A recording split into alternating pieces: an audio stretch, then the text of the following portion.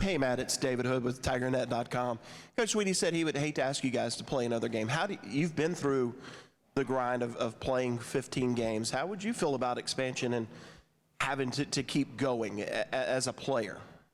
I would say I definitely share Coach Sweeney's sentiment that I don't necessarily feel comfortable adding another game.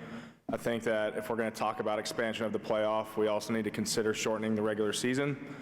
As you mentioned, as an offensive lineman, when you start getting up to 14, 15 games, that's quite a few snaps, especially given the situation we were presented with last year with a lack of depth.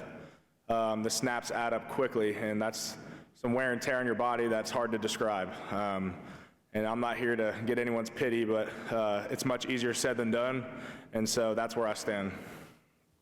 Matt, right in front of you, first row. Matt, Dan Tortora, wakeupcalldt.com. The offensive line this season, just what you can say going into 2021, your assessment of the line at this point as you get set.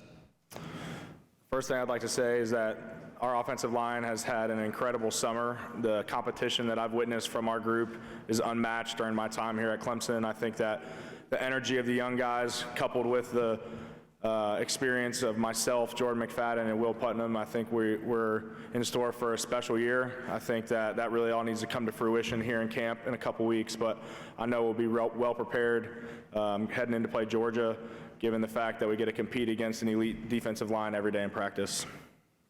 Matt, a question here from the podium, a bit on the lighter side. You've got 1,352 career snaps. Is there one that you remember most, and is there one that you would like to forget?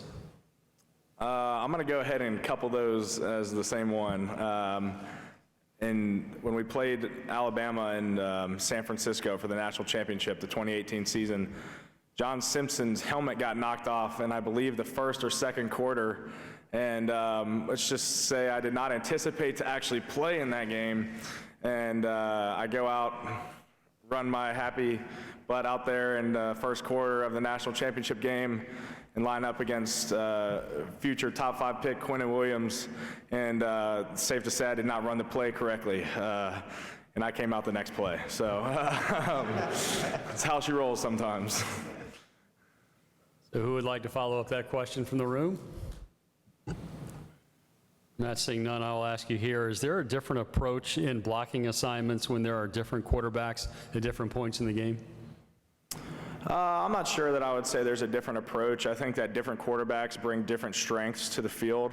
At Clemson, we're lucky enough to have pretty talented quarterbacks as of late. So we just kind of try to do our job and make sure their jersey stays clean. But we're very fortunate, obviously, the past couple years having Trevor Lawrence, this year's #1 overall pick, and now moving into this year with my good buddy DJ over there, we're in pretty good hands. So as long as we take care of our business, then they can take care of theirs. Thank you. We've got one more, Matt, for you, and we will end where we started with you. To the left. David Hood again. Hey, David. Talking about DJ there, I noticed you guys out yesterday together riding the scooters. Has he already kind of taken that, you're already out protecting him out on the city streets, and what kind of voice does he have in the huddle with you guys? Well, I don't know if he needs me protecting him on the city streets. He's a pretty big guy, but DJ has come in and just been a steady worker, and he's got great confidence and poise for a young guy. Obviously, we saw what he could do last year on the field when he was kind of forced to step in, and he performed exceptionally well. So we all know how DJ is as a player, but he's an even better guy, and we enjoy being around him. For me, being a guy going into my 5th year, I certainly respect him, and I know that I can speak for my teammates when I say that. So we're really looking forward to having DJ with the keys to the offense this year, and I know that he's going to have our backs just like we'll have his.